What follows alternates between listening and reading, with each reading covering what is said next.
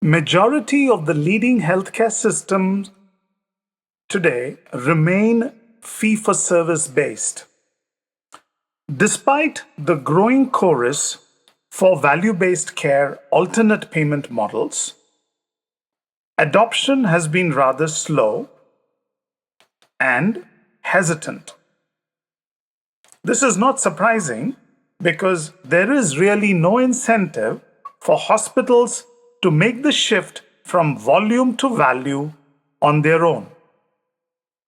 Even in the United States, all care is still predominantly fee-for-service, as will be clear in this slide that I'm about to exhibit. This trend is slow, and the rate of change is disheartening. But there is still hope, because if you see the trend of adoption between the years 2015 until about 2019, you can see the percentage of care delivery between fee-for-service in red and value-based care in blue. So between the years 2015 until the beginning of 2020, it increased from 15% to about 23% and has probably remained reasonably stagnant post that period.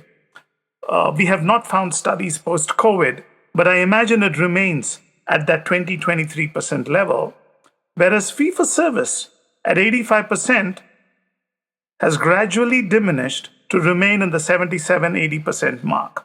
So we're looking at that 77-23 or 80-20 in terms of the percentage of care delivery between fee-for-service and value-based care. Having said this, although the pace has been slow, hope is a beautiful thing. And then with pressure from citizen action groups, insurance companies, regulators, and hospitals themselves recognizing this relentless change, will slowly start adopting APMs.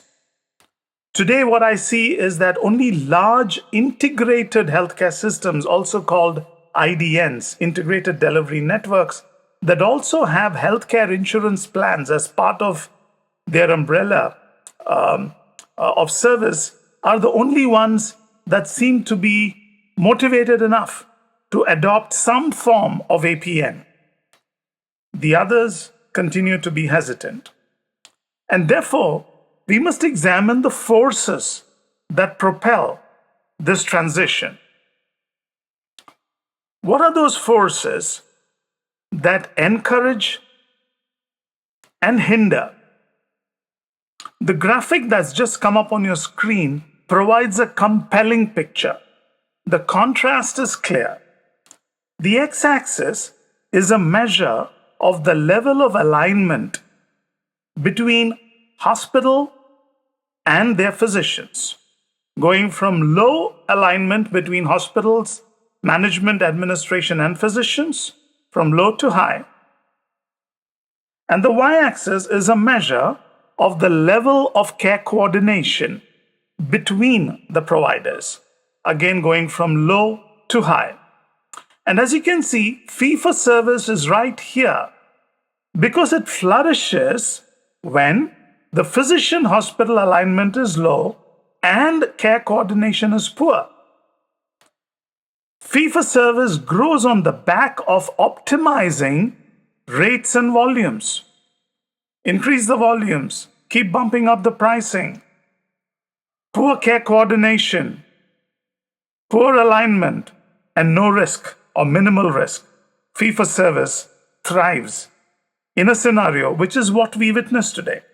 APMs, on the other hand, whether it's bundled payment models, require better alignment, as you can see here, and better care coordination, a feature that is rare in many hospitals today. These models accentuate the need to optimize value and outcomes. It is hard work, but hospitals and doctors owe it to their populations. There is a crying need for some level of accountability, even if it is modest, and to design a more equitable payment model where the risk that is today fully assumed by the patient or the payer is partially shifted to the hospital and to the doctors. Of course, the accountable care organizations, by design, have high levels of physician-hospital alignment and a high level of care coordination. But let's make the shift to bundled payments and other alternate payment models that will start pushing the forces to go north from where it is today. And I will demonstrate this to you with some case studies on bundled payment models from lesser developed economies and demonstrate that if it can work there, there is no excuse for not deploying these in other emerging and developed markets. On to the case studies next.